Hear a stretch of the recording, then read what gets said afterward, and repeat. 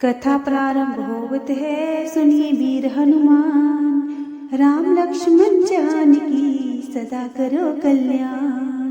अब ध्यान पूर्वक मोक्षदा एकादशी की कथा सुनिए। भगवान मुरली मनोहर के मुख से एकादशी के महत्व को सुनकर धर्मराज युधिष्ठिर ने हाथ जोड़कर कहा, मार्गशीर्ष शुक्ला एकादशी कथा को सुनने की कृपा करें। धर्मराज युधिष्ठिर के ये विनम्र वचन सुनकर आनंद कंद मुरली मनोहर ने कहना आरंभ किया, अब मैं आपके सामने मोक्षदा नाम वाली मार्गशीर्ष शुक्ल एकादशी व्रत की कथा कहता हूँ, सावधान होकर सुनो। हे धर्मराज, मार्गशीर्ष शुक्ला एकादशी को तुलसी की मंजरी से और पान धूप दीप निवेद से दामोदर भगवान की पूजा विधि विधान से करते हुए चित्त लगाकर इसकी कथा सुननी चाहिए। ऐसा करने से वाजपेयी यज्ञ का पुण्य फल मिलता है। इतनी कथा सुनकर भगवान मुरली मनोहर ने कहा, हे राजन, अब मैं आपके सामने उस पुराणोक्त कथा को कहता हूँ जिसमें मोक्षदा एकादशी के द्वारा राजा बिकासन की किस प्रकार मुक्ति हुई थी। हे राजन, चंपक नामक अत्यंत मनोहर नगर था जिसमें बड़े बड़े विद्वान श्रेष्ठ जन रहा करते थे। उसी नगर में एक बेखांस नामक राजा राज्य करता था, जो प्रजा का पुत्र की भांति ध्यान रखता था।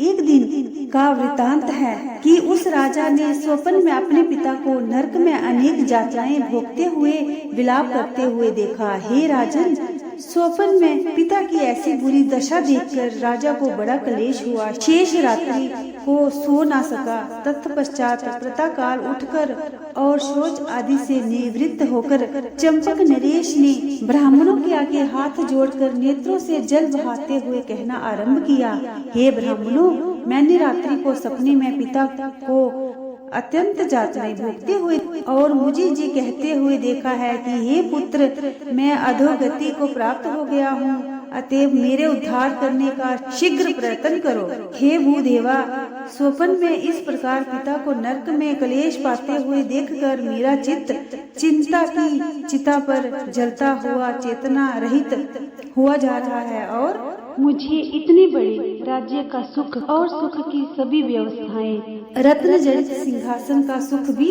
दुखदायी बन रहा है, क्योंकि जिसके माता पिता दुख पाते हैं उस संतान के जीवन को धिक्कार है। अतएव हे विप्रवरो, जिस किसी दान व्रत तप योग और यज्ञ आदि से मेरे पूर्वजों को मोक्ष की प्राप्ति हो, ऐसे उपाय को बतलाएं। राजा के वचन सुनकर ब्राह्मणों ने कहा, हे धर्मात्मा भूपाल, आपका विचार बहुत अच्छा है और आप जैसे पुत्र उत्पन्न करने के लिए ही जननी जगत में प्रसव का महान कष्ट उठाया करती हैं। हे राजन, जहाँ से कुछ दूर त्रिकालदर्शी पर्वत पर ऋषि का आश्रम है, उनके पास जाकर आप इस समस्या पर विचार करने का कष्ट कीजिए। वहाँ जाने पर आपकी अवश्य मनोकामना पूरी होगी। ब्राह्मणों के वाक्य सुनकर वह धर्मात्मा राजा ब्राह्मणों और मंत्रियों को साथ लेकर महात्मा पर्वत मुनि के पास जजो ही पहुँच गए और वहाँ शांत आकृति वाले अनेक ऋग्वेदी, यजुर्वेदी, सामवेदी, अर्थवेदी ब्रह्मवेदियों को अध्ययन न करते देखा। उनके बीच में बैठे हुए पर्वत मुनि साक्षात ब्रह्मा की तरह दिखाई दे रहे थे। तब राजा ने हाथ जोड़कर ऋषिवर को प्रणाम किया। राजा को प्रणाम करते हुए देखकर मुनि ने उनको आशीर्वाद देते हुए राजा का कुशल समाचार पूछा। तत्पश्चात राजा ने कहा, हे मुनि, यद्यपि आपकी कृपा से राज्य में सब कुछ सुख शांति का साम्राज्य है, परंतु फिर भी एक ऐसा विघ्न आकर उपस्थित हो गया है कि जिससे मुझे समस्त राज्य का सुख मिट्टी के समान ज्ञात हो रहा है। अतएव उसी कष्ट के निवारण के लिए मैं आपकी सेवा में आकर उपस्थित हुआ हूँ। राजा के इस प्रकार विनय युक्त वचन सुनकर मुनियों में श्रेष्ठ पर्वत ऋषि ने नेत्र बंद कर मुहूर्त पर ध्यान लगाने के पश्चात राजा से कहा, राजन, न केवल मैं आपके कष्ट के कारण को ज्ञात कर चुका हूँ, बल्कि आपके पिता के पापों से परिचित हो चुका हूँ। ध्यान लगाकर सुनने का कष्ट कीजिए। हे राजन, आपके पिता ने कामास्वत होकर न केवल 2 स्त्रियों से विवाह किया था, बल्कि एक से प्रेम करते हुए दूसरी को ऋतुदान से वंचित भी कर दिया था।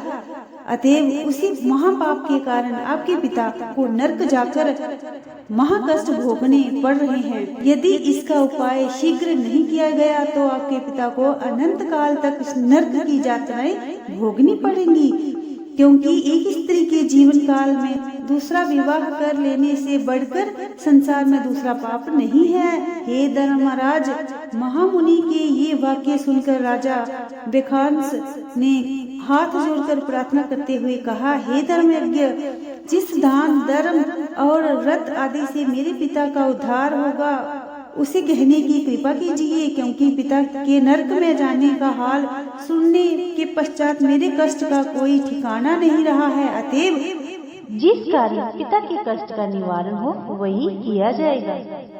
राजा की इस प्रकार प्रार्थना सुन पर्वत मुनि ने कहना आरंभ किया है, हे राजन, इसके लिए आपको मार्गशीर्ष शुक्ला एकादशी का व्रत विधि विधान से करना पड़ेगा। ये प्रतिज्ञा करनी होगी कि ना तो प्रथम स्त्री के जीवन काल में दूसरी स्त्री से विवाह करूंगा और ना ही प्रजा में किसी और पुरुष को करने दूंगा।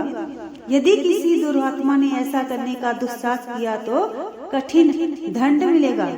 हे राजन, ऐसा करने से आपके पिता न केवल नरक से निकलेंगे, बल्कि भगवान की कृपा से सुरपुर में जाकर अनंत सुखों के स्वामी बन जाएंगे। हे धर्मराज, मुनि के ये वाक्य सुनकर और उन्हें दंडवत प्रणाम कर राजा अपने नगर में आ गया। प्रतिज्ञा करते हुए राजा बेखांस ने जो ही मार्गशीर्ष शुक्ला एकादशी का व्रत किया, तजो ही उनका पापी पिता अपने पापों से मुक्त होकर उन्हें आशीर्वाद देते हुए दिव्य रूप से स्वर्ग को चला गया।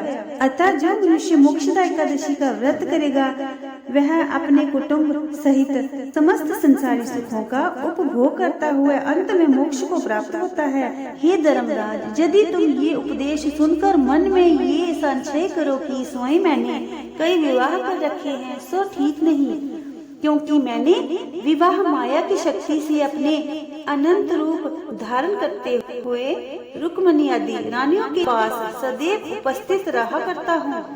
हे राजन, इसका प्रमाण स्वयं देवर्षि नारद ले चुके हैं। अतएव जो मेरी तरह अपने अनंत रूप धारण करने की शक्ति रखता हुआ अपनी समस्त पत्नियों को स्वप्न में भी किसी प्रकार का कष्ट नहीं देने की शक्ति रखता है, ये काम की इच्छा के लिए नहीं बल्कि किसी असाधारण कार्य की सिद्धि के लिए पत्नी के जीवन काल में अन्य विवाह कर सकता है, क्योंकि काम की तृप्ति के लिए अधिक विवाह करना अपयश और नरक को प्राप्त करता है। राजन, आपको इस विषय में अधिक बतलाने की आवश्यकता नहीं है कि मैंने एक भी विवाह काम इच्छा को लेकर नहीं किया, बल्कि भक्तों के हित की ओर सोचते हुए किसी विशेष बारीक उद्देश्य से किया है।